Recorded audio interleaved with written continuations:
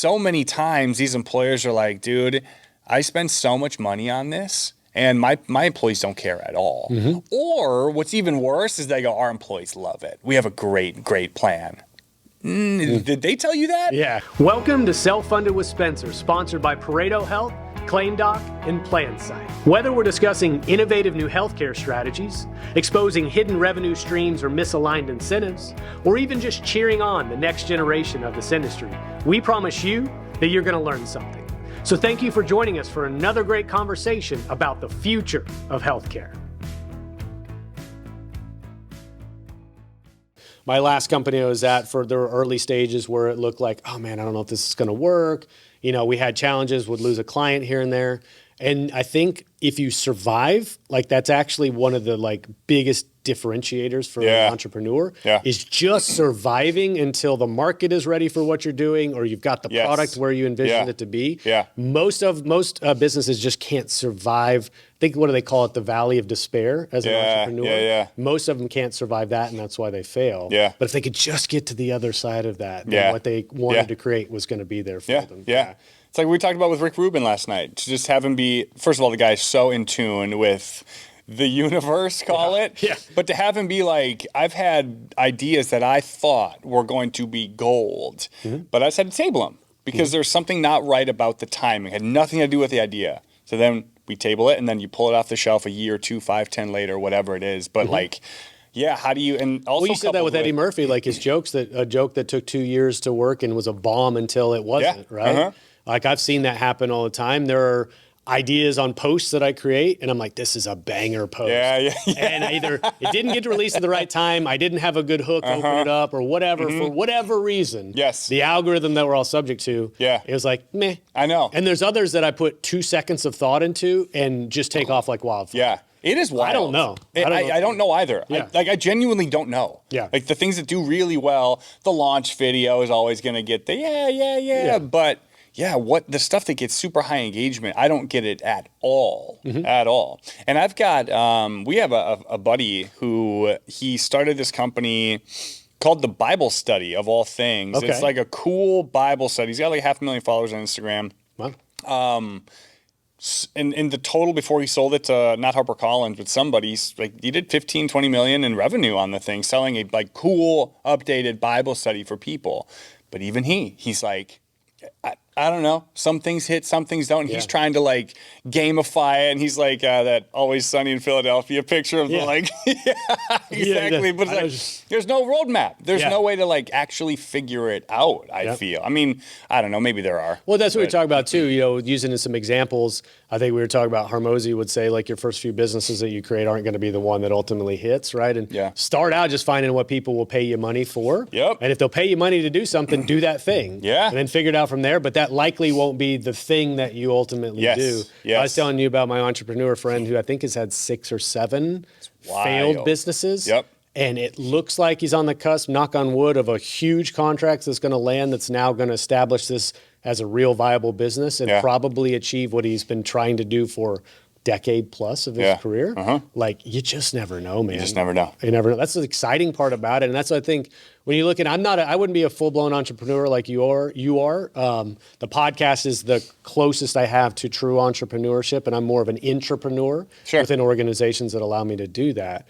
But I think that is the mark, that sort of like almost unabashed optimism in the face of, if you actually broke it down logically, you go, there's no way this is going to work. You're dumb. Why are you doing this? But there's just like, I can do it. And I think that like most entrepreneurs start with I think I can do this. And that is the thing you have to have inside you to succeed, probably more than anything, man. Just kind of delusional, right? My brother asked me like 3 weeks ago when he was in town, he's like, when did this start? He's like, when did you make the decision? I was like, I don't know. I genuinely don't know when I started. I mean, I can tell you when the idea happened. I can tell you some like mountaintop moments or like very definitive points. But like you just look back, and we're 3 years into this thing. And after all the iterations and highs, lows, or whatever, but you're right, just like how do we have unbridled optimism? And Steve will tell you, like, there are days when he's like, oh, hey, buddy, come on, dude. Figure it out. But the overwhelming trend is like, yeah, this is going to work. This is going to work. And we don't even know. Maybe we're stupid because maybe well, that's what we were going to start off the podcast. Why are you so dumb, Luke? Yeah. Yeah, we rolling? Yeah, we've been rolling. Oh, great. Yeah, Awesome. So we're going, dude.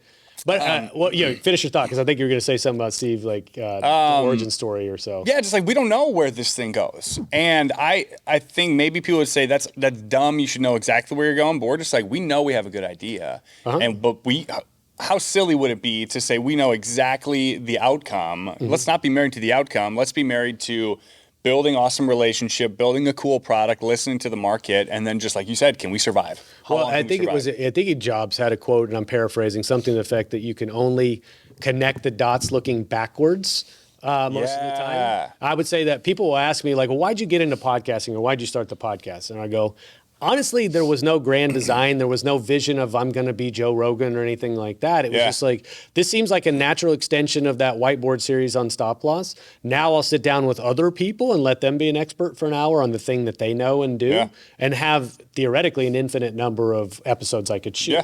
And I was like, well, let's just try it. Let's start, and I'll learn as I go, because I didn't know how to podcast, but I know how to hold a conversation as being a sales guy.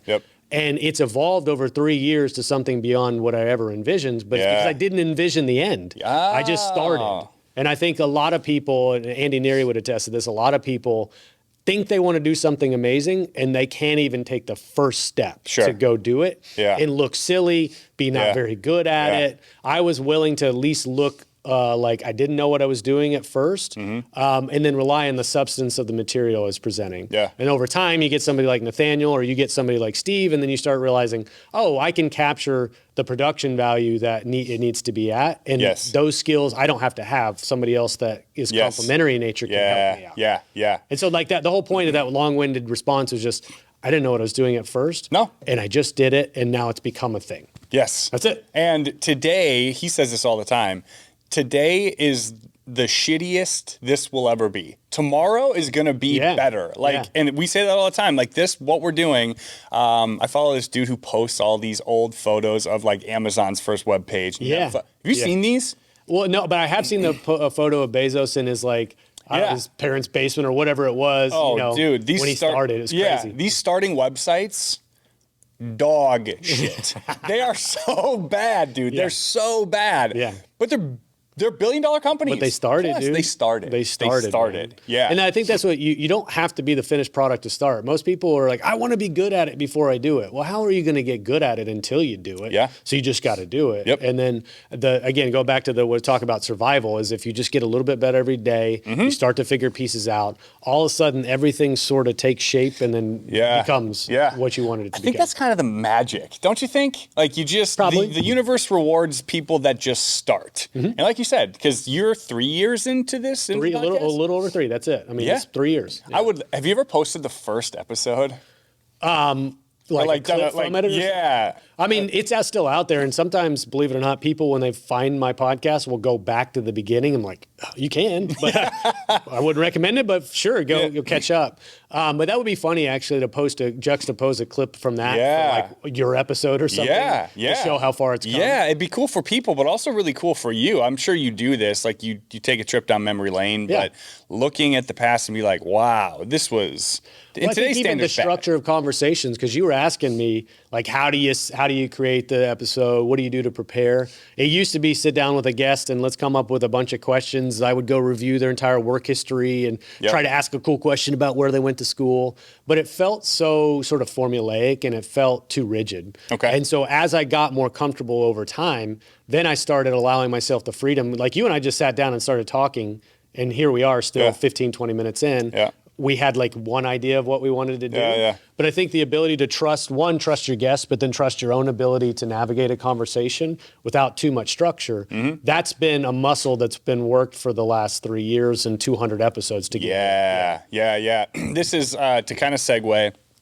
My wife and I, we don't have a TV. We sit on the porch. We have porch hangs. She's been there a million times. Porch hangs, I like it. Porch hangs, and that's just what we do every night. And I have an incredible marriage. I really do. Good. And some people are like, how do you do that? Whatever. And Rachel and I are kind of like, I don't know. But then we're like, no, we do know. Yeah. It's every single day working on this thing. There's no magic to it. Of course, we love each other, but there's also in anything, like build the muscle. She was actually very, very introverted when we first met, like hyper introvert. And now she's the one who steers the conversation a lot of the times. That's cool. Because we've built this muscle. So anyway, But I was telling you about my wife, right? My wife went from somebody that was very career driven, that had I want to make 6 figures, I want to do this and that. And then one day she sort of had this epiphany, being obviously surrounded by friends, having children. And she's like, I think I want to be a mom. Yeah. And then it progressed to, I think I want to be a stay-at-home mom. And I think I want to have another kid. Yeah. And now I want to coach my daughter in cheerleading. And she's like, what do you call the homeroom moms? Yeah. It's like, I would say it's not even a pivot so much as it's her natural progression as a woman for her. And it's fun to watch because if you knew her at 25, you wouldn't think, I won't say her age, but you wouldn't think, think this is the same person necessarily. And so it's kind of cool. We all have our own arc, if you will, or hero's journey that we go through, and that's just hers. Yeah, totally. Well, so, all right, so why are you dumb, Luke? And that was tongue-in-cheek.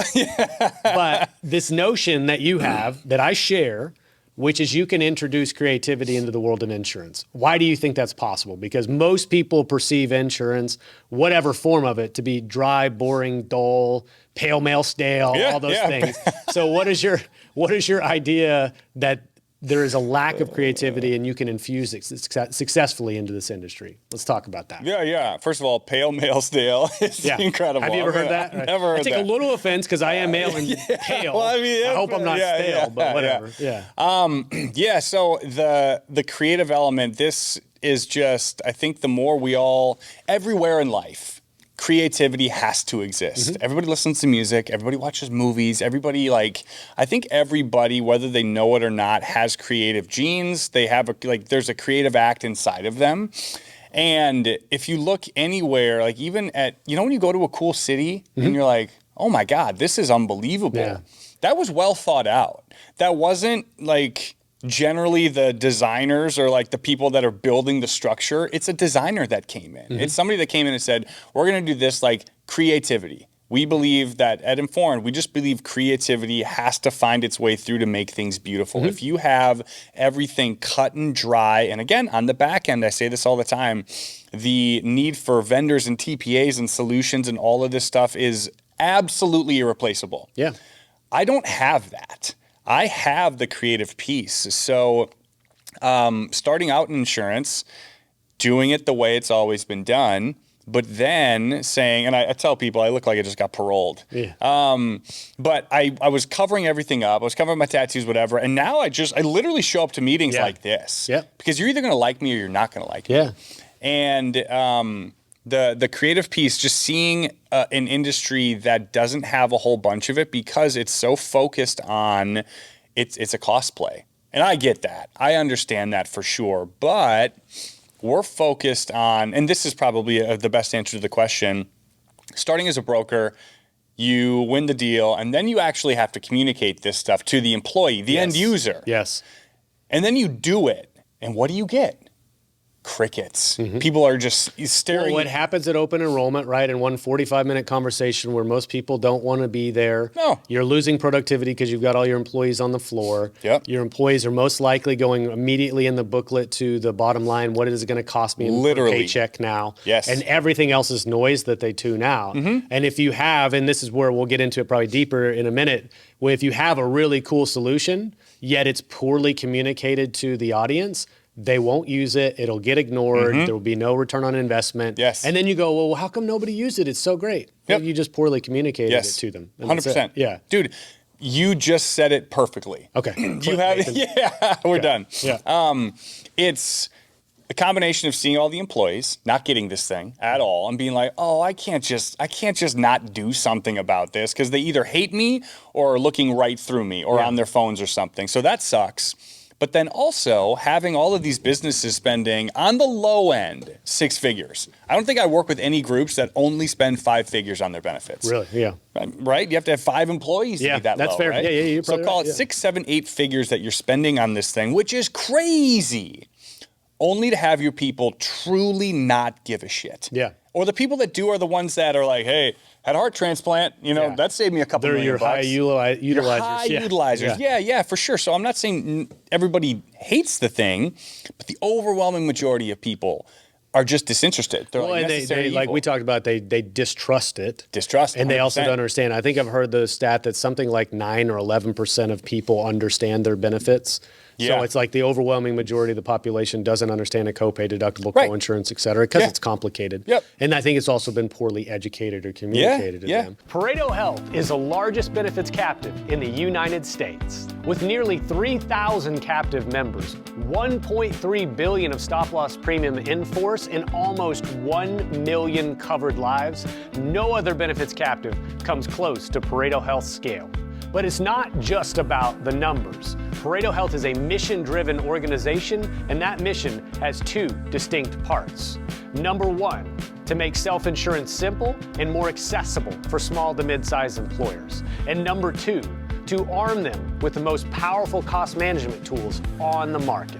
So if you're an employer frustrated with your healthcare outcomes, or you're a benefits consultant looking for an alternative to the status quo, it's time to consider Pareto Health. Pareto Health, where employers come to do self-insurance right, to do it easily, and to do it at scale. But when I asked you about the question about creativity and infusing in the space, I think the insurance products themselves still are the same thing, that they function the same way they used to. Life insurance, relatively the same thing as it was 100 years ago. What I think you're doing is introducing and repackaging and adding a little creativity and making it a little more interesting than it used to be. But the product itself is still functioning the way it's supposed to. Our insurance industry is going through a generational shift. We're going through a social media, the way that we consume content, everything's shifting. Insurance has been a little slow to catch up. And what I like about what you're doing is you're adding that element to something that is needed some overhaul for a long time. And that's, you're embracing people where they are and how they like to consume information.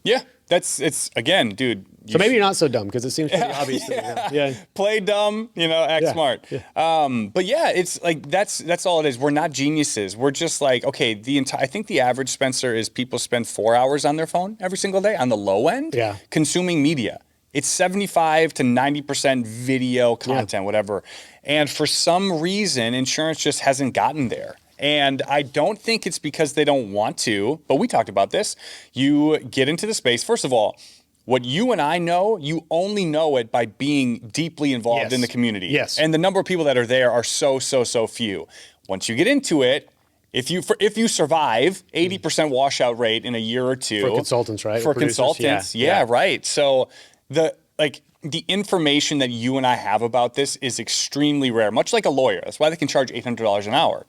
So having the information is really tough to come by, and you get paid so well, which is great. We talked about this too. Being rewarded for the hard work, the painful work of being a consultant is absolutely fair. I believe that. But once you're in it, you have to focus on that 100%. It's a full-time job. We're just saying, the end user, imagine this. Imagine you go and get a new iPhone and you unbox it and it's in Chinese. And you're just like, still got the iPhone. No, dude, you're going to return it. It makes absolutely no sense. And that's how we believe people are engaging with their benefits. They're not understanding it. And it's not that they don't care. No, they absolutely care. They absolutely care. But anytime you're confused by something and get frustrated over time, then you just get apathetic about it. And you sort of go, well, there's nothing I can do, or I can't figure it out. So, and then it's not that you don't want to, and you're probably missing something. Everybody knows. But you get apathetic because it's just like, it's mind-numbing. It's mind-numbing. And so I like this, and I think of it as, I get careful saying the word democratize, because I sort of hate the way that gets used, but it is a democratization of information, right? It's making it simple for people to digest and consume components of a product that they don't understand. So over time, they raise their overall literacy, healthcare literacy.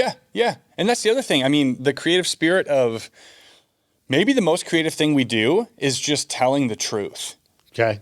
That's it. Because the only people who have anything to lose by telling the truth are those who are profiting from not telling the truth. So we're just like, if people knew what Spencer and Luke know, we could spend all day long bitching and moaning about how it's broken, it's set up for people to fail. Like, okay, well, let's not even get into that. It is what it is.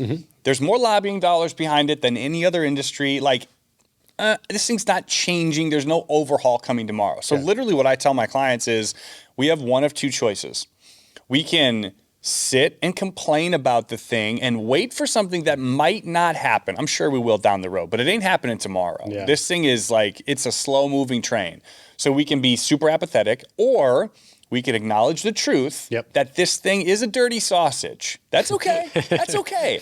We still have to operate within it, right? So how do we be really savvy and tell you the truth? Our big thing is, you're right. People need to know what a deductible is, what copay is, hey, I'm 24. Should I stay on my mom and dad's insurance or should I get my own? Like, well, let's walk through that.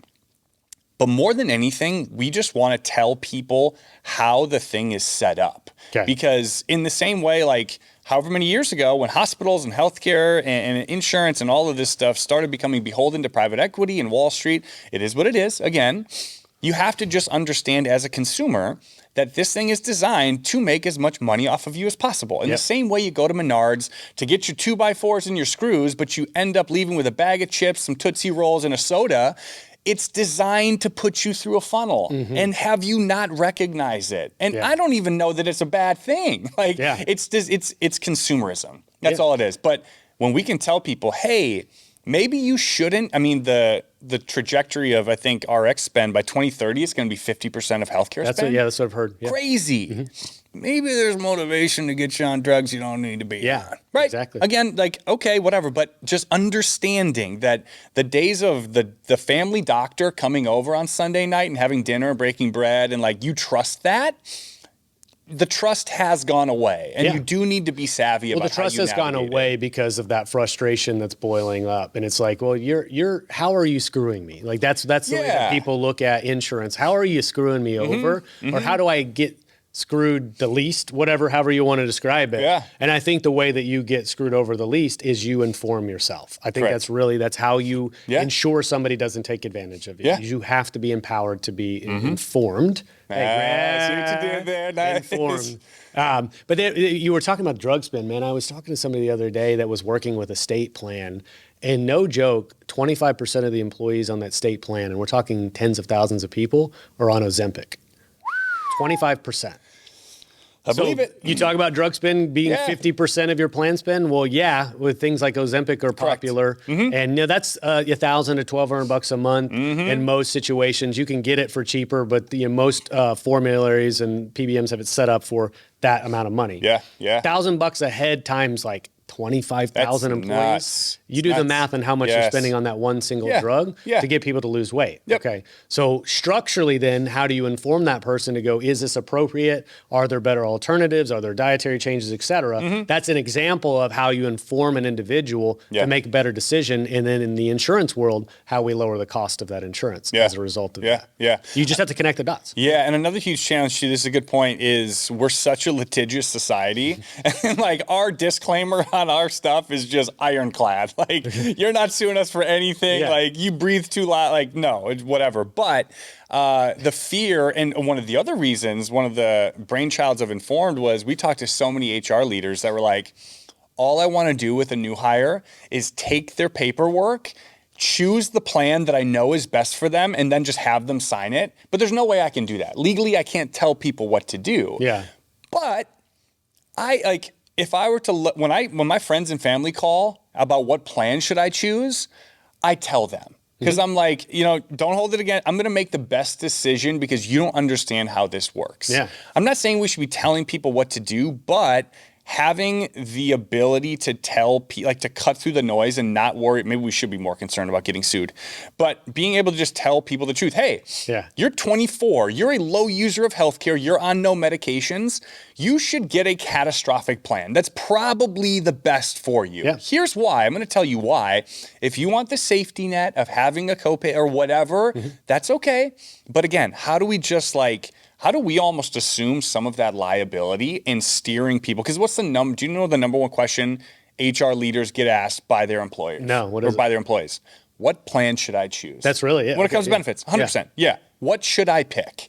And they're going to say, well, we've got the low end plan. I don't know. It's like anything else. Low-end plan, and that's probably cheap. High-end plan, it's Cadillac. I don't know. I'll pick right in the middle. Or at the water cooler, hey, Spencer. Which one would you go with? Which one would you go with? Yeah. Oh, I like Spencer. I'm going to do that too. We're pretty similar. Yeah. So, like, again, that's where, like, I was talking to you about Healthy's decision support tool earlier. Yeah. That's where using technology to just set parameters and say, based on income, based on age, based on utilization, and based on the plans that are available, you match up the appropriate recommendation, and you can use sort of a non-human version to recommend. Yeah. Still, you lead a person to this is why, and this why is recommended as a plan for you, but you leave the choice still up to them. Yeah. So you guide, but you don't mandate those choices after that. Right? Yeah. So I think people want that, though. They want guidance. That's why that is the number one question being asked, because they just don't know. They just don't know. You can inform them. You can educate them. They still have to make the decision for themselves at the end of the day. Yeah, yeah. And on top of it, man, like, I love when I get in front of people, much like you. It's fun. It gives me energy. And it's funny you say people go through their packet and they look for the one thing, which is the cost. I literally hold up my packet and I go, who can tell me the only thing you care about? Yeah. And someone in the back is like, cost. Yeah. I'm like, I get it. All right. So if you want to, like, I'm not here for my own good. I live and breathe this stuff. I get it. I'm here to help you understand this stuff. But then again, there's this, how the hell do you understand something for 60 minutes once a year? And be proficient with it. Especially because you may not use it till 7 months into the plan year. Yeah. You're like, what did that Luke guy do with the tattoos? What did he say to me? Yeah, exactly. Hell, I can't forget. I can't remember, Yep. Well, how did you, speaking of, because you kind of tongue-in-cheek joke about yourself covered in tats, and you said you look like you just got paroled or something like that. But how did you find yourself into this world in the first place, man? Yeah, that world that we call insurance. Before even we get into Inform, because I actually do want to spend some time. We've kind of talked around it, defining what it is, who it's for, et cetera. Yeah. But like, how did you find yourself in this industry? I think the way everybody else does. My dad did it. Like, we're all a degree of separation. Okay. So my dad was a broker. He worked for an ancillary carrier for a while, opened his own shop, sold it to a large national firm, and we never worked together. But I was living in Arizona. And I was doing a sales job, which was fine. And it was just one day, he was like, hey, why don't you think about insurance? Because I was thinking about moving back. The job I was in, I didn't really dig. And he was like, why don't you think about doing insurance? I was like, hell no, I ain't that guy. But then I'm like, unlimited income, like, determine your destiny, no nights and weekends, like, recession proof. I'm like, okay, this sounds pretty cool. Yeah, for sure. So just those, like, checking those boxes. And then when I was looking, I looked at all carriers and brokers, and I was pretty methodical at looking at who I wanted to go work with. Okay. And, but that's how, just got into it. And then.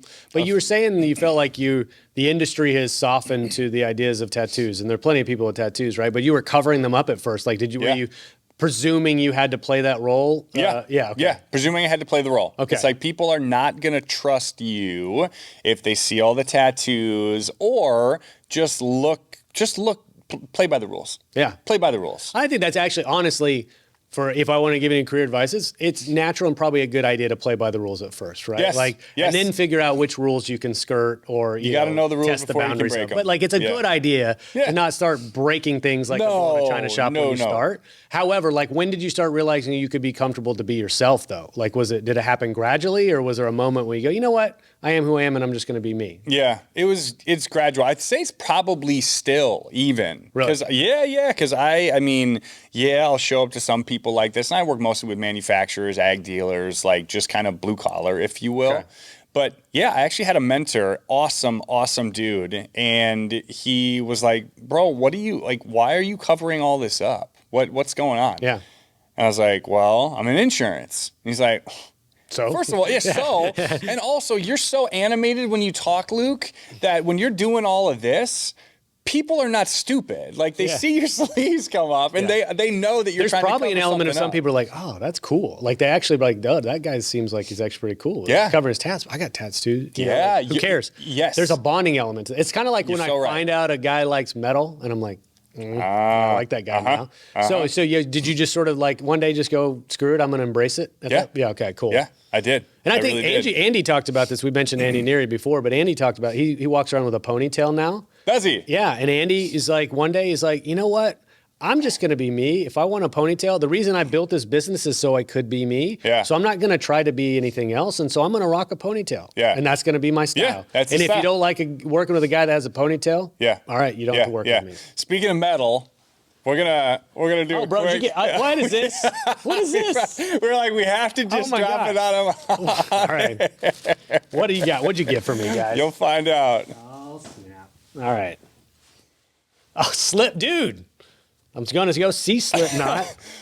Bingo. Bro. Put Jeff it Petty. up. Oh, Jeff Petty's watching. He's my metal buddy. Dude, that's sick. Thanks, guys. Yeah, hell yeah. Now, can I be that guy that wears the band shirt to the concert? I don't think so. What do you think about that? I don't think so. I think that is a hard, fast rule. Yeah, absolutely. Guy, I will wear the shirt, and I'll get a hard time from my buddies. But it's like you have to pick another band that's adjacent that signals to those guys that you're cool. I don't know. Yeah, this is true. You're not like a poser that just showed up in the band shirt and like, these guys rock. You're actually even lamer if you show up to the Slipknot concert with a Tool shirt. Probably. Yeah. Okay. Well, thank you guys for that. That's awesome. Absolutely. Man. Yeah. That was, I mean, if we can go down this path, of course, like the tattoos thing, but you have an eclectic taste of music. I do. And not that you're just like putting it on the podcast, but like to a certain extent, I don't know how I say this, but like you're not covering something up. You would tell anybody who your favorite bands are, but how do you take your obviously creative brain and bring it into the work that you do? Well, in the eclectic taste probably comes from bonding with my dad when we were like driving to soccer games and he's throwing on Pantera and White Zombie. That's where it started. But there was a time when I was like, man, you know what? Like metal and insurance don't mix. Probably need to like keep that under wraps. People are going to think you're weird. Yeah. And I hopped in a car with my boss one day with my late 20s and like he just had Rage Against the Machine blasting when he got out of the car previously. So he turns on the car and it's blasting like Bulls on Parade. I'm like, oh, he's wearing a tie every day, but this guy's still cool and he listens to metal. Yep. And so slowly over time, I just felt like, why not just embrace that part of you? Yeah. I had a colleague say it was like just part of my ethos because like I'm buttoned up on stage. I usually wear a nice jacket. Yep. Yet I drive the loud Mustangs and I listen to metal and stuff. And so now it's just been like I've been more vocal about it. Sure. But I think the creative thing, man, and God, there was a guy I talked to yesterday, and it was like Bloom's hierarchy of something. Mm-hmm. And on the top of that hierarchy, we were going over like sales process and sales coaching. Creativity is at the top. And I've found the more that I embrace creativity, and Nathaniel's been really good at help bringing some of that out of me, is like the more you embrace creativity, the more like people tend to respond to it and gravitate to it. Agreed. And now if I meet somebody, they always want to talk about the podcast. So they always want to talk about Tom Broker or something like that. Yeah, sure. So that the willingness to be creative and put it out there, people somewhat are like in awe of. Yeah. And it's like kind of fascinating to watch because I used to hide the creativity and that was something I did elsewhere. Yes. Now I brought it into this world and my career has taken off as a result of it. Yeah. That's really interesting because you're right. And we almost say people are living vicariously through us. And I'm sure you could say much the same. Yep. Like people see what we're doing and they go, you work in insurance, but you have this like you have a look, you have a feel, you have whatever. It's so genuine. Mm-hmm. It's so you, but you understand this thing. I kind of wish I could do that because we think about like we forget about the people that are doing the daily work, the account managers, the benefits consultants, the whatever. Like all of these people are working a job in insurance. It's not terribly glamorous. They do an awesome job, but at the end of the day, they're people too. Like everybody in this space, everybody in any space, I think they just want to see people be authentic and creative and genuine. And when they see that, they're like, that's kind of inspiring. That's really cool. I mean, dude, what's the ripple effect of the work that you and I are doing where people are like, I could do that, or I could do something similar, or they're just doing it. They're just starting. Like that, even that creative Well, one, it's spirit. refreshing. Honestly, it's refreshing to have new creativity introduced into sort of a stale market. But two, I think what you're saying is spot on. If I can inspire somebody to start a podcast and they pursue it with vigor and they are successful, I would actually be like so excited. So cool. I don't view that as a competitor. I'm like, if my example of what I'm doing here leads to somebody else having the spark of creativity ignited and then they go pursue that, I would be absolutely in awe and so grateful that that's the case. Right? Yeah. So, PlanSight is a complete game changer in the world of insurance brokering. As a broker, you know how time-consuming and error-prone the traditional RFP process can be. Well, what if I told you there's a better way? PlanSight is the only end-to-end RFP solution on the market made specifically for benefits agencies. It's like having a superpower that gets you an average of 8 to 10 hours back per employer renewal per year. And the best part, PlanSight supports all carriers, all funding types, and all group sizes for over 20 different benefits. If you're ready to make your RFP process faster, more efficient, and more profitable, it's time to call PlanSight. Visit plansight.com now to book a free demo and discover the future of insurance renewals. My buddy Seth would say a long way around the barn, but I think if you signal to the world or lead by example, like it's really cool because then you're showing other people and reflecting to other people that they can do the same thing. So let me give you the long way around the barn. Yeah. COVID, early days, everybody masking, right? And I haven't really ever talked about this publicly. Everybody masking. I was the one guy walking around Kroger without the mask, okay? For my own reasons and for my own perception of what was going on. But I noticed over time, at first, I felt really awkward. I felt like I was the weirdo, okay? And then I had enough fortitude to stick to my guns and keep doing it. And over time, I used to get dirty looks or people would, a couple times folks would be like, tell the manager that guy needs to have a mask on. And I just go about my day. I'd smile at everybody who was walking by. I think over time, what I noticed as more people kind of became aware and decided that they didn't want to do this anymore, slowly but surely the tide turned and you saw more and more people also not wearing it. And so why do I say that? One, one of the kind of 4 characteristics of stoicism is like fortitude, like the ability to like stick to your guns in the middle of a storm. But I also noticed over time, I felt like it was signaling to other people that it was okay to do that. And so I learned a lot about myself in that moment, but I also learned like if you're willing to stand up for something and set an example, it signals to other people that it's okay, and they now have the confidence to follow suit. So that was that long way around the barn. It's like the same thing with the podcast. You're signaling to somebody what's possible and demonstrating that I'm a regular guy, you're a regular guy, we just started accidentally and got into the space. And success is possible for them too.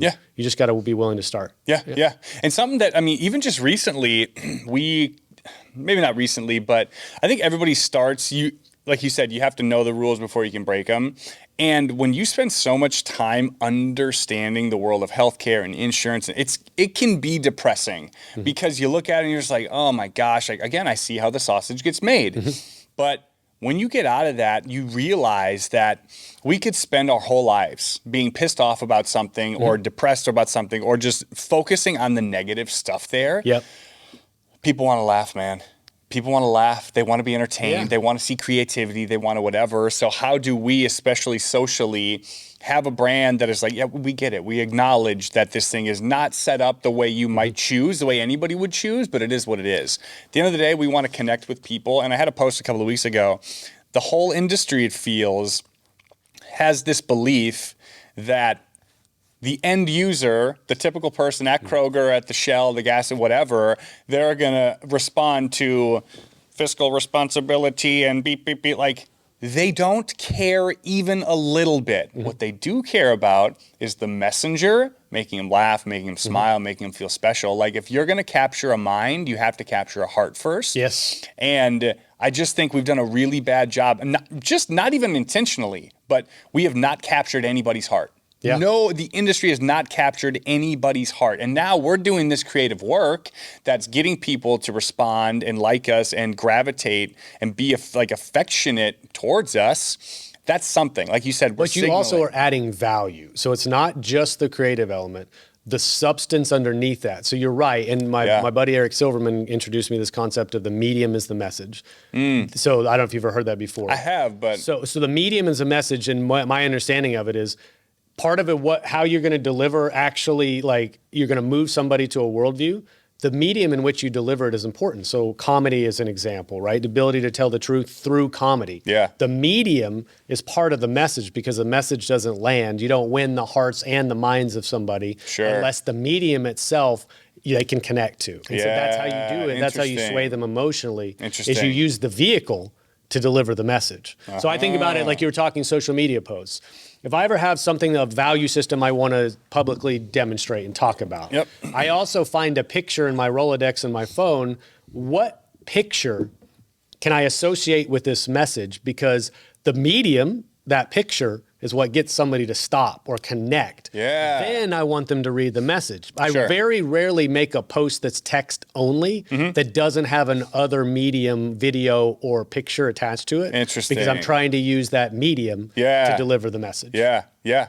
Dude, you're right. Packaging something up beautifully I mean, that's why we all have to, not all, but hook writing. Yeah. You know, yeah. you have to get people, or you can't just tell them the thing at the beginning. There's, you see all these videos that are 30 seconds long and you're like, I think I know what the end of this video is going to be, but I have to watch the entire thing, right? Yeah. So, but you're right. The medium is the message. Is there a book called that? It was a marketing guy, I think around the time of Warhol, if I'm not mistaken.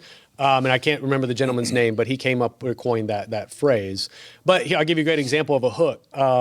Probably the most viral post I had outside of a recent one after the algorithm change was about my son and an interaction with the ER. Yeah, I remember it, yep. The very first line of that post was the exact amount of the bill.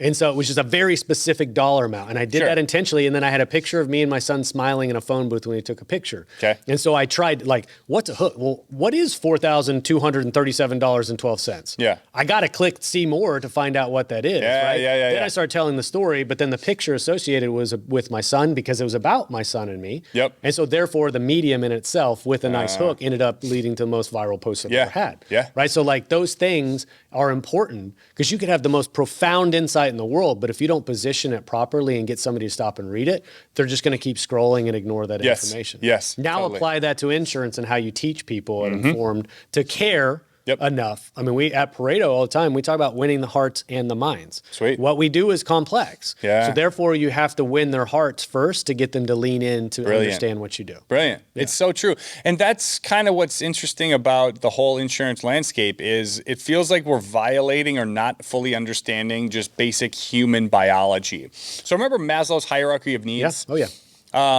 The first is I think safety, right? I have a roof over my head. I'm not going to die. Second is a job or something. I have money coming in. If you want to look up Maslow's hierarchy of needs, we can get it listed. He's my fact checker. Nice. You're Jamie. He's your young Jamie. He's my young Jamie. Okay. Keep going. Yeah. The third is belonging. Yes. Yeah. Social. Third is belonging, dude. So there's this really cool book called The Status Game by Will Storr. He's this British dude. He's actually on the Rogan podcast. If you just want to listen to that. But the approach that we're taking is okay, this is crazy that beyond having a roof over my head and food to nourish me and then having a job or something to pay for those things, my next desire is to belong. To belong. And in this insurance space, we'll go ahead and list the hierarchy. The bottom is what he's talking about. Yeah, bottom is the physical. Yeah, so food, water, warmth. That's shelter, like you're talking about. Okay. Safety is second. So those are one and the same in my opinion. Yeah. But yeah, belongingness, love, and needs. So that's the social element. Then it goes esteem and self-actualization. Thanks, Nathaniel. Yeah. So this thing, again, going back to basic biology. Yeah. People are hardwired to be a part of a group because being in a group is safe. Yeah. And how do we just create a group that people can feel welcomed into? I said for a long time, churches are a good example. A lot of people go to church. Does everyone believe? I don't know. I'm not God. But I do know that so many people go to feel a belonging, and there's really no cost to enter, right? You can just go. You just get to show up. If you want to, you can tithe a little bit, right? But there's so many ways to just get in. You don't even need to necessarily believe something to be a part of something. You just want to belong. But I think even the belonging, to use the example of church, that sense of belonging at first might lead to the belief system over time. Great point. But that's what gets them there. It's man, I just need to be around good people. I want to be a better person. Yeah. These people seem nice and cool and welcoming, so let's start there. Yes. Right? Yeah. And then they build up on the esteem and the self-actualization part and salvation if they want eventually. But you're right. That's the entry point. It's the entry point. Is that sense of belonging community. Yeah. Everybody wants that. Everybody wants some it. form or fashion. Everybody wants it. And we're just in this space. I mean, how many people work in insurance? Hundreds of thousands? I think millions? Millions? I think millions. Yeah. Millions? I can't ever get an exact number, honestly. I've tried to Google how many people are in employee benefits, and the estimate is somewhere over 1 million to 2 million people. Okay. If we just define benefits as a subsector of insurance. I suspect if you incorporate every type of insurance, you're probably talking 10 million people. Probably. Yeah. So how do you build a community of people that are like, how do we make people feel like they do belong? And I'm really not trying to go woo-woo here. I'm not. But we work in this, what did McConaughey say in Wolf of Wall Street? It's like, it's high-level mustard shit. You know? Like, that's what we do all day. Yeah. How do you shut that off and just be like, hey, we get it. Like, you're working really hard here, and we just want to create something special that you can feel a part of. My sister, are you a golfer? No, okay. Not at all. Yeah. There's this golf brand, shout out St. Andre Golf. They have blown up in the last few years. Okay. And my sister is part of the, not the founding team, but she's one of the main characters in it. You'd love her. You guys would get along super well. She's an actress, lives in Atlanta. But they have created this community for golfers where literally, Spencer, she could go to a $25 public course and the entire staff would be like, I think that's the girl. I think that's the St. Andre girl. Oh, really? Really? Oh, That's dude, crazy. it's insane. What they've done so beautifully is they've said there's this market where people want to have something to rally around, and there's really not like a social thing for golf.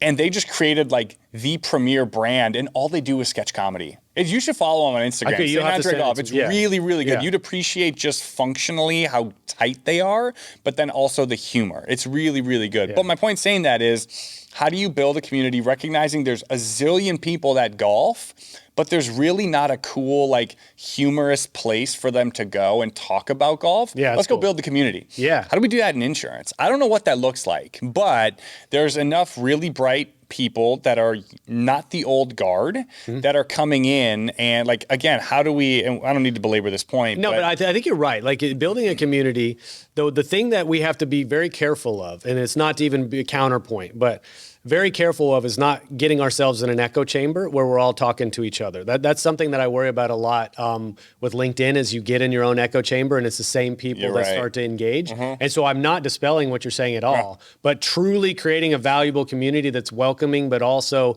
is adding like additional value to the marketplace, but it's just not a bunch of people that are all patting each other on the back at the same time. I don't know exactly how to do that either, but I think content's a good way to introduce people to the idea and to build a community around that. There's some great conferences like U-Powered Symposium, Emma Fox and David Contorno. They've created a powerful community. Similar to Health Rosetta, they've got a powerful community. What I worry, though, is they're all talking to each other, and it's harder and harder to get out and welcome people into the idea. Humor is a great way to do that, though, man. Social media is a great way to do that. I think it might be, because we talk about this all the time, like, how do we, and you can testify to this, nobody is following or listening to anybody at mass, to anybody in insurance. Like, you've got what we'll call influencers, celebrities in just about every sphere. But how do you, like, nobody is really that voice. And what is that? Why? So I think it's because, going back to the creative thing, how do we get people to laugh, feel comfortable? Again, dude, there's so much about insurance to make fun of. There is it's endless. It is an endless stream. We can make fun of it, but also appreciate it at the same time. And I just feel like so many people are like, how dare you? Don't make fun of it. It's like, dude, come on. Let's laugh about this. Everything can be laughed at. Everything Well, there's should that be guy, Dr. Glaucoma Flocken. Have you seen this dude? Oh, yeah. He's incredible. He's hilarious. He's incredible. But every one of his videos, if you notice, I think why it's so good is because he understands the system so well. Yeah. And you're actually learning as he's making fun of it at the same time. Yes. That's, again, the court jester. He's goofy and everything. Yep. But he's teaching you how the system is effed up right there in a funny video for 90 seconds. 100%. Yeah, our industry should not be immune to that and absolutely should embrace it. That's kind of the notion behind Tom Broker and poking fun of random brokers. And I say brokers, it's tongue in cheek. It's an amalgamation of bad practices that all packaged into one guy that's self-interested. But it's using humor to poke fun of that, to hopefully lead to people to go, oh yeah, that actually is a bad practice. I don't want to associate myself with a Tom Broker, right? I don't want to be a Tom Broker. You can demonstrate what not to be simultaneously through humor and get people to around to your worldview. So in the interest of just getting you the opportunity to state exactly what Informed is, and let's position it really quickly, because I think this conversation has been a lot of fun, and I think it'll keep being fun. But I do want to give you a chance to let's elevator pitch what it is, who's it for, how's it work, why are you doing it? Let's talk about Informed for a second. Cool. So Informed, INFRMD, not infirmed. The number of people that say infirmed is a little shocking. So I'm like, anyway, Informed is a benefits education and engagement platform for the everyday person. Call it the Netflix of insurance. We literally paid our design and UX team to, I don't think we can get sued for this, but like to copy like the Netflix format. And I still need to show you, but filtered through the lens of HR, like you get all of these questions from people. Your employees have no idea how any of this stuff works. Many HR people, I mean, imagine Spencer being a benefits specialist or like just a generalist, like the lowest rung without sounding disrespectful.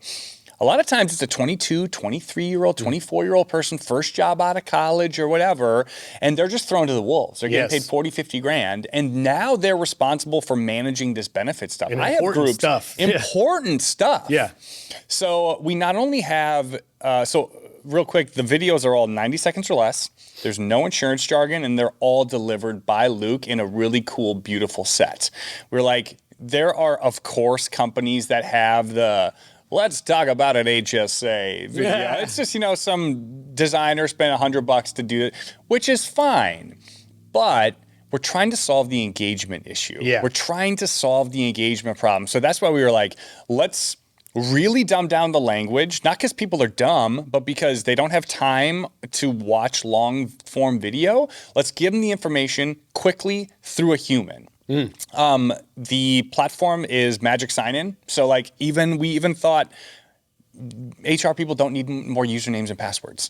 Let's just do magic link where Spencer at ParetoHealth.com gets an email sent to him, 6-digit code, sign in, boom, you're in, right? You can through the platform, you can watch the videos, you can share them directly with your employees, share them with people. I mean, selfishly, if Spencer, the HR director, loves what we're doing and he wants to send it to Steve, the HR director, let's let him do it. Free marketing for us, right? You get embed codes, QR codes, like anything that you would need for your benefits guide on your site or anything that. But then also downloadable assets, so like marketing. We've got some really cheeky marketing because again, we're like hanging up a sign in the office that says open enrollment is coming. Who gives a shit? Nobody, right? But we can infuse some comedy or some humor into it. We white label all of this. So this is another really interesting point. We built this as a tool for brokers and producers. We talked about this last night, but Luke could absolutely use this platform to build a mega book of business. But we said, we recognize that there's so many people that are great at a zillion other skill sets, but they're not naturally good communicators and they don't know how to take the complex and distill it down to simple. So why don't we build something literally to serve brokers and producers and then businesses? So instead of people saying, I hate Luke, I could do that, I should do that, let's price it really inexpensively so people go, oh, that's my guy. I love that guy. I met that guy. I had a call with him. I really enjoy that team. I'm going to use that tool to, oh, by the way, solve a pain point that everybody is talking about. I think the market for that is infinite, nearly. I mean, so that's why if you make it frictionless in terms of pricing, you still need to charge for it because when people don't get charged for something, they don't value it. So they charge for it, but a reasonable rate because there's so much value being delivered and there's a theoretical infinite number of people that will need it as well. How do we get people moved though? Like I've always thought this, healthcare literacy should be taught to kids in school. How do we get to a point where it is common knowledge? Like what is the step you think that's going to make that possible? everybody knows what a deductible is. Everybody knows why you should do X, Y, Z rather than ABC. Well, like, how do we get there? Yeah. How do we move enough people to do that? Yeah. Time, right? It just takes time. It really does, like anything else. But second, part of our platform too is in the same way that you get a newsletter with gate-kept information, that's what we do. When people sign up for the platform, you have two choices. A, when Spencer and Nathaniel sign up, now they're on the mailing list. You can always opt out, of course. Yeah. But emails, like newsletters suck, and they're so long. Ours is specifically, Spencer, like a nugget, a 60-second video. There's literally like not even oftentimes a video that we have out of the library, but something that we just recorded about, hey, Johnson & Johnson's getting sued or whatever. Here's why this is interesting. Because we, like you said, it's infinitely replicable. We can take stuff that hits the news every single day and share it with people, because in that message is a bit of a warning to HR people like, hey, I'm not saying this is going to trickle down to your 100% company, but like be aware that the tide is turning here. So there's that. And then a weekly WTF, what the fuck? So it's like, click on this, read about it. It's like up to 40% of cancer diagnoses are wrong. Yeah. That's really interesting. Bing. So you get two things in the newsletter. And are you pinging them on cell phones too, or are you going? We can. You can. Mm-hmm. Okay. Yeah, we totally can. So there's the HR admin piece of it, but then also if you want to give us emails of your entire company and cell phones, whatever, we can work that out. But, and this is a good thing to talk about, HR leaders, CEOs, CFOs, they don't always have the ear of their people. And there's kind of this gap because they're the C-suite, right? And I'm just a lowly employee. And you assume liability as a company by saying certain things. When Luke and Steve at Informed send you a text message that is cheeky, kind of silly, kind of whatever, and it's also got a video link attached, you're, I think, more likely to click on that and watch it. Again, you can always opt out. But to answer your question, I just think it takes time, but also having a slow drip system. Yeah. If we're just doing this, if we're repackaging the once a year open enrollment thing, who cares? That's stupid. We're just like, nothing's going to get solved. But part of the reason we're so hell-bent on having a brand outside of LinkedIn and the insurance community is so that we can educate people and do this is benefits 101. Like teaching them how the system is trying to make money off of them. How many people know that? I think they kind of subconsciously know that, but tactically, do they know that they can shop for all of these things?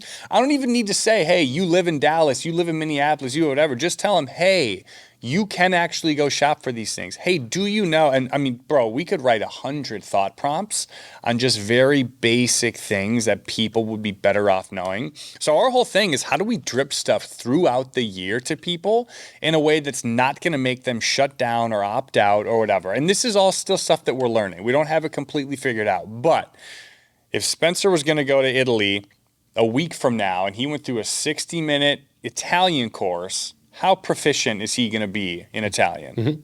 Not at all. If we spent a year slowly dripping him stuff, because he's going to Italy a year from now, like, we're not forcing that on him. People are going to have open enrollment. People need their insurance. If we're slowly dripping stuff to them, our hope is that at some point, if nothing else, they'll be like, wait, there's a resource for this, or wait, what was that again? There's something. Like, how do you just get people to shut off the apathy, even 1%? You know. Well, and you mentioned LinkedIn, but do you utilize any other social platforms where you publicly disseminate some of these videos that you want to use for like marketing purposes as well? Like, are you creating content for those other platforms too? Yeah. Okay. Instagram, TikTok.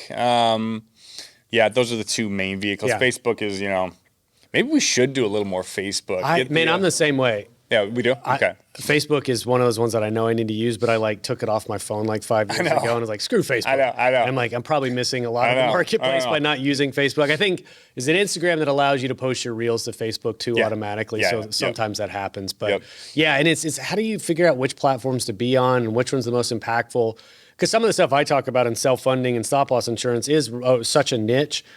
that if I can make a video about stop loss, like, is Instagram going to be interested in stop loss? Right. No, probably not. Yeah. And even if they are, is that going to drive anybody to listen to the podcast? Again, I don't know, but probably not. Yeah. So that's why I focus a lot of my efforts on LinkedIn. Yeah. ClaimDoc is a medical claim auditing and member advocacy company. We provide fiduciary services to employer-sponsored benefit plans, and allowing them to create an environment where we ensure that the benefit plans are being charged in a fair and reasonable basis.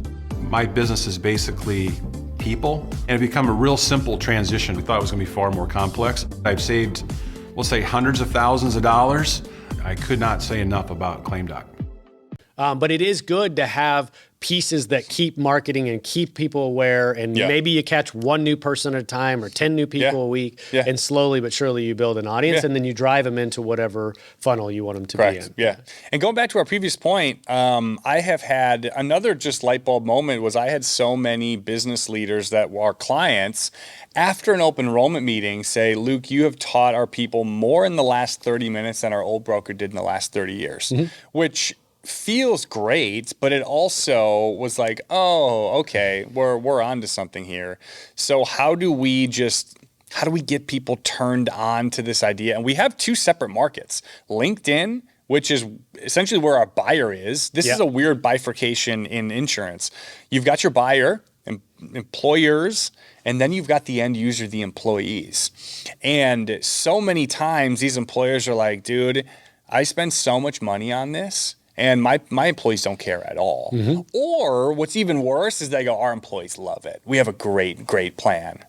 Did they tell you that? Yeah. Or do you? I literally had a meeting last week. Worst meeting I've ever had. Worst process meeting I've ever had. I walked out after 15 minutes because I was like, they were like, our broker does an incredible, we love them, that our people understand this, and we have really rich benefits. And then I'm like, hey, most people don't say that. So can I take some notes? Like, when you say your people are really well educated, what does that mean? Our broker has this beautiful packet, and they show up and they take the time to educate our people. I'm like, oh, you're talking about open enrollment. Yeah. That's what we're talking about. That was a side note. But That's funny. I have so many people that are just like, dude, I'm spending so much money on this thing to get absolutely no cultural ROI. Yeah. And we tell people that are interested in working with Inform, like, so what's the ROI on this? We're like, if that's the question you're trying to answer fiscally, we should show us the door. Because if we're going to spend, we're talking about a pretty nominal amount of money. I don't want to be disrespectful with your money, but our goal here is, of course, we want people to use the ER less and know that they can go to urgent care. We want them to know these little tips and tricks. But ROI in healthcare is so elusive. You could deploy our platform and save 50 grand, but then hire 2 pre-diabetics and a cancer, and that was just a wash, right? Yeah. One of our focuses is let's get cultural ROI on this thing. You're spending so much money. Again, I'm not trying to juxtapose your $1 million spend with spending an extra 5 grand on the platform, but if it's the worst decision you ever made, fire us after a year. Yeah, right? exactly. Yeah. We want you to move from we spend so much time, money, and energy on this thing and get almost no appreciation for it to we have a thing that actually is an olive branch to our people. They know why we offer it. They know employees and employers are doing this internally, Spencer. And it drives me nuts. Always talked about the internal tension. It drives me nuts. Let's realize employees think I'm with their CFO like Scrooge McDuck swimming around in a tub full of gold coins, right? Let's focus our attention at the problem. Their employer is not the problem. And when I'm like, hey guys, if you're pissed off about a $10 a month increase, I'm not saying you should be happy with it. I want you to multiply that by 2 because your employer took twice the increase, and then multiply it by everybody on the plan, 100, 200, 500 people. And then they're like, I would say most employees, and that's fine, don't understand how much their employer is contributing and paying.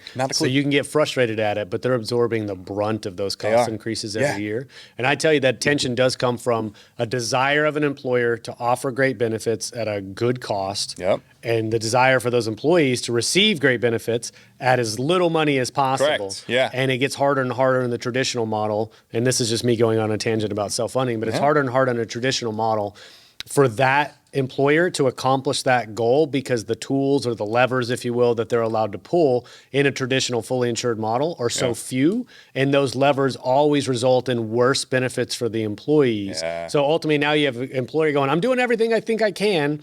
Employees are going, well, you're not doing enough, and they don't have a solution, and so now you have tension. An employer still has their best interest in mind, but is finding it super expensive to do it over time, and is finding that the employees are bitching more and more because it's more out of their paycheck in premium, and then it's more out of their paycheck in actual utilization of the plan when they need it. And it's frustrating. So I completely get it.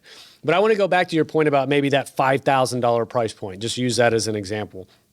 If you are preventing a few questions a week from landing on the HR person's desk, that are repeatable, simple answers to give them, what is that person's time worth? You're probably paying for yourself and just avoiding, I don't want to call them dumb, but routine questions that end up landing on the HR person's desk. It pays for itself right there. It does. It really does. And like, I don't want to be disrespectful of our financial model. Like, I get it, dude. It makes a ton of sense. And that's just one of the things, right? Like, we're removing time.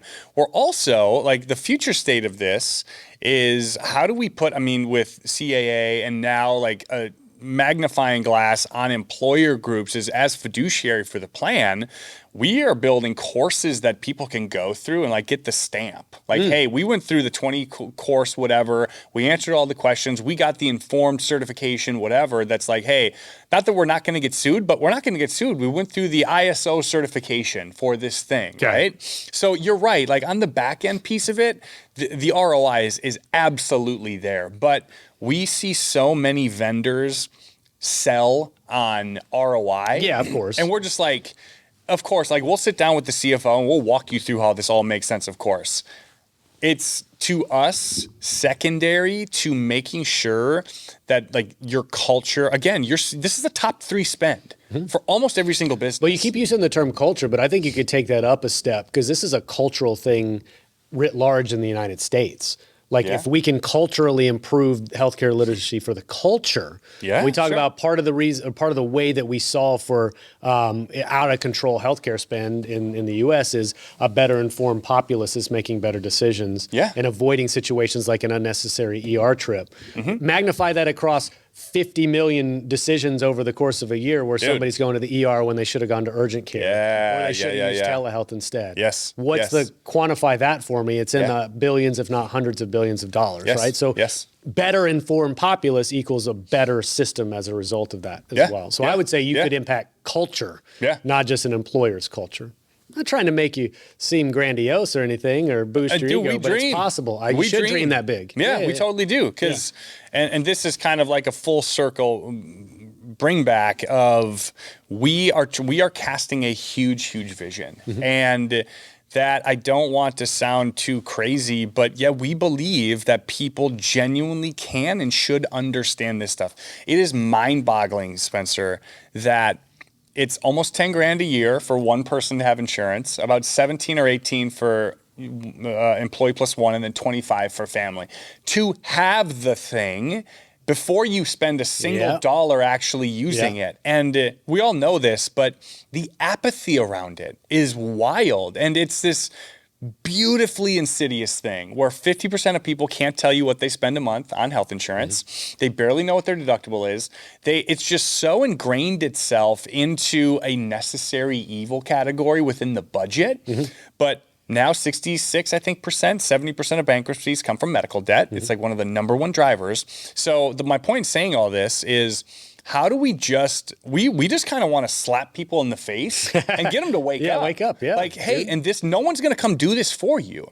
We're here trying to, again, use all the tools at our disposal, comedy and social and whatever, just to get people there. But at the end of the day, man, how are you not more frustrated short of once a year getting pissed that your costs went up? How do we get people culturally to understand there is a better way for them to understand this stuff? And again, baseline stuff they don't need to know. Well, and I told you, I feel like the tide is turning a little bit in that regard, right? So we talk about cultural in like the cultural lexicon in the U.S. right now. That's being talked about. It totally is. As Steve mentioned, power to the patients last night. You've got everybody from RFK and Theo Vaughn talking about like healthcare, and you're like, wait, are we cool now? Like all of a sudden, is it a cool? But I think it's only cool because it's reached such a level that it's so bad that if you don't address it, you're ignoring the elephant in the room. And so now my hope is some of this could come from better policy, honestly. I think better insurance policy, better regulations, preventing some of the lobbying efforts that are happening. So we can do good stuff on the policy side as well. But then if you add a more informed populace on the other side too, they're going to be more vehement in demanding something better than we have today as well. Completely agree. So let's go up that level then. Big picture for you, moonshot. Like, what do you want Informed to be? Like, you've cast a big vision. Like, what do you envision your ultimate goal for this thing is? Our ultimate goal is, so we just trademarked the insurance source of truth. Everybody in here, our kids are gonna, like, to a certain extent, by proxy, have parents that understand insurance. But we want, when the everyday person, when they have a question about insurance, when their kids have a question about insurance, they say, go to Informed, use Informed. And again, maybe sounds really lofty, but there's nobody that's planted a flag as the insurance communicators. And right now, we specifically work in employee benefits, but this is another interesting thing. On the other side, so the brokerage that I work at, they are mostly a P&C shop.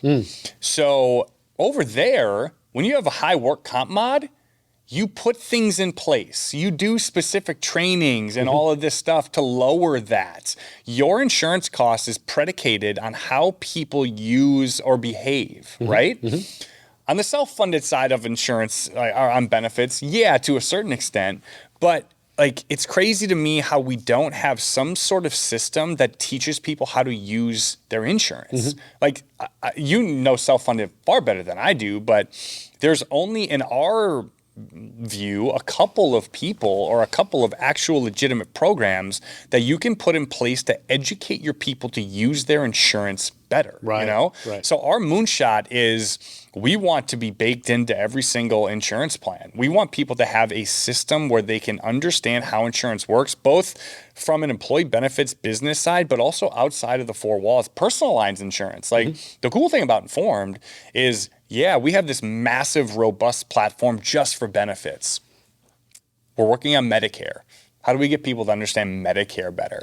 That's another thing, dude. People kick the can down the road so far because they're like, oh, fuck this. Like, I don't want to deal with it. But then before you know it, you're 6 months before turning 65 and you're scrambling around. You don't know what you're doing. And then you got to find a broker to go through. So personal lines insurance, Medicare, business insurance, retirement. Like, we want to be, again, the insurance source of truth so that when people have a question about how anything works, they can go to Informed and get the direct, straight answer from a trusted source. That's awesome. Well, and the key, I think, with that is being as objective as possible. So you have to present it what it is, right? I had a previous CEO mentor say, I don't care what it is, just tell me what it is. Like, whether it's good or bad, just tell me what it is, when he was coming in and trying to fix the business.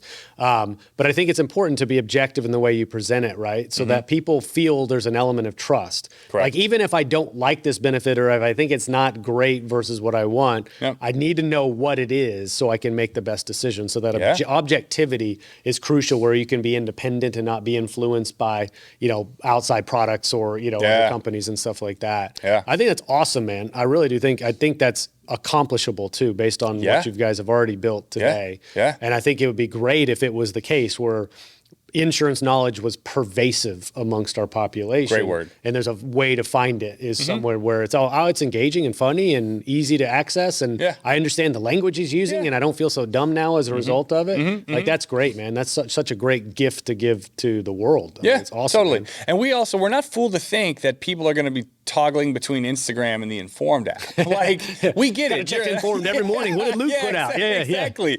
But we can be pervasive in social.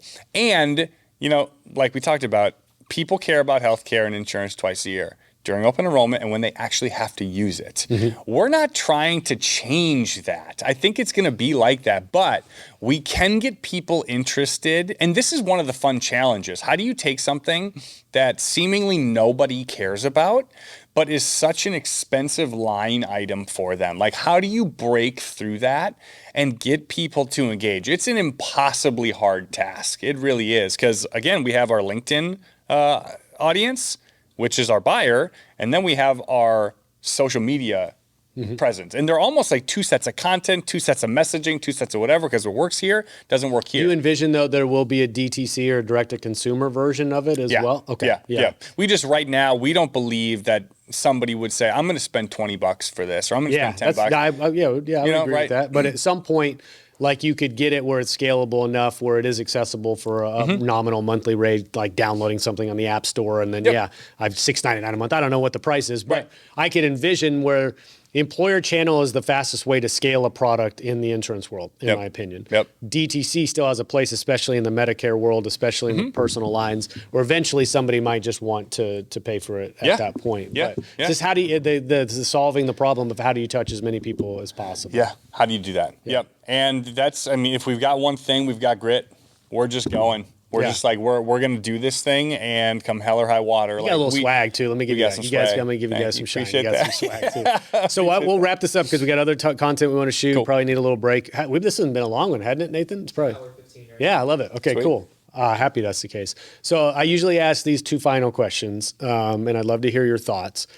If we talk big picture of healthcare outside of just Informed, the industry in and of itself, what changes are you expecting to come down the pike? What are you expecting what we call the insurance sector to look like in the next few years? Good or bad? I mean, what do you think is going to change about it? Yeah. Dude, I do think at a certain point, people grab their pitchforks and they go, this is too much. And I think public policy will, if it's next year, if it's 10 years from now, I think we're going to have a national healthcare system, a single payer. If we don't solve for it? If we don't solve for it. Yeah. Yep. Because again, like I understand it's a behemoth behind the scenes, and there's a lot of dollars behind it. And like, you ain't going to shoot the cash cow. But with like this many people, you know what? Here's my answer.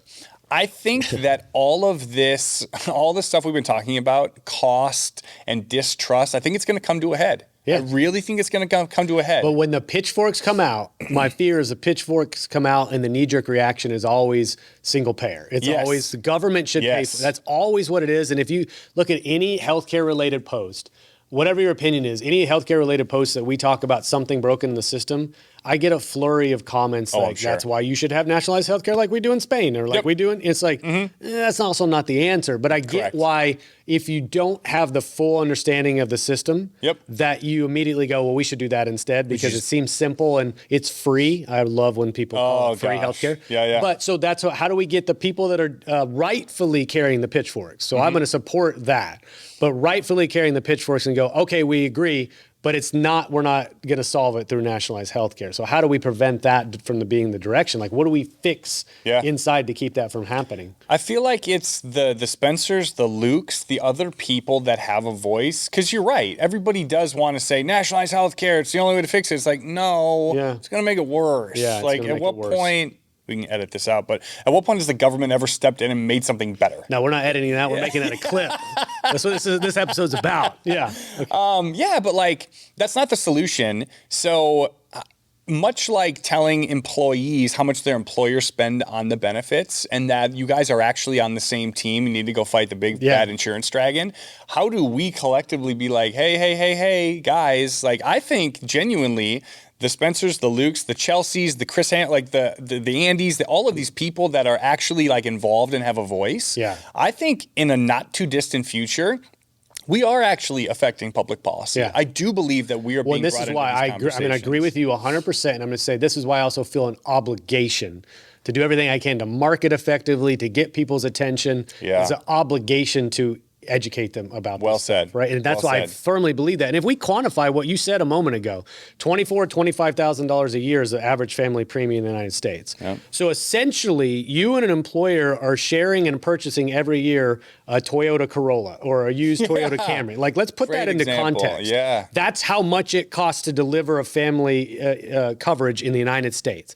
And every year, that's the amount. So you as an employee can certainly complain about the $600-800 that are coming out of your paycheck every month. Your employer is paying double or triple that and contributing it to it. And what do you have as a result of it?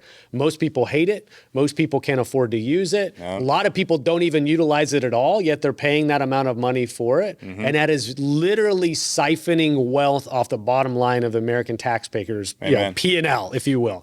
That's the problem. It is money that is being just absolutely extracted extracted out of the system, and most of it's being wasted. Yep. So like that's where the anger for me comes from. 100%. Like people need to understand that. Yeah. Okay. Yeah. So then last question, and that's a great answer. I love your answer here. But last question is, as we wrap up, as we summarize the episode, like I usually ask for closing thoughts. Like what do you want to leave the person with as they go about their day after listening to this? Yeah. I like not preparing people for this question. Yeah, that's good. It takes a second. I'm going to ramble so you can think. Yeah. But usually it's something about like, this is important, or this is what you should think, or I hope people caught this. But what's the one nugget or two that you want to drop? In my bones, I believe that if people knew and understood what you and I understand, they'd save money, they'd be less stressed, and they'd be generally healthier. I believe that. So going back to your, like, we have an obligation to educate people on how this stuff works.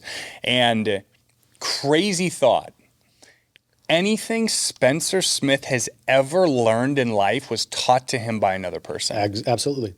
100%. And we have millions of Americans walking around that have gotten absolutely no guidance or education on how to use something that is a massive, massive spend in their household. So, yeah, dude, we want people to know what we know. And we want people to be savvier. We want them to trust the system. I mean, we've proven that this whole system is not trustworthy. How do we just get people to acknowledge that? And frankly, like, I do think the tide is turning towards people saying, okay, I do owe it to myself to understand this stuff a little bit. At the end of the day, you can't force people to care, but we can connect dots. I love the Corolla analogy. You're spending this amount of money on this thing every year, and you complain for 10 minutes. Is that who you are? And then you accept it and you move on and you do it again, the same thing the next year. Is that the type of person that Well, that's where I think personal responsibility comes into this. It's like you can lead a horse to water, but ultimately they have to be self-sufficient enough and care enough to educate themselves and to make better decisions, right? So you just have to keep bringing him here, keep bringing him here, keep bringing him here. But it's up to them to ultimately take the step of whether or not I want to be informed. Right? I mean, that's really what it comes down to. And so whether we use it through anger, through insights, we win their hearts and minds some other way, like you've got to take the last step as an individual and inform yourself. And that's it. Amen. Is there anything that you would add? Nothing. You crushed it. Wow. Yeah. Cool. I'd add you crushed it as well. We crushed. We crushed it. Yeah.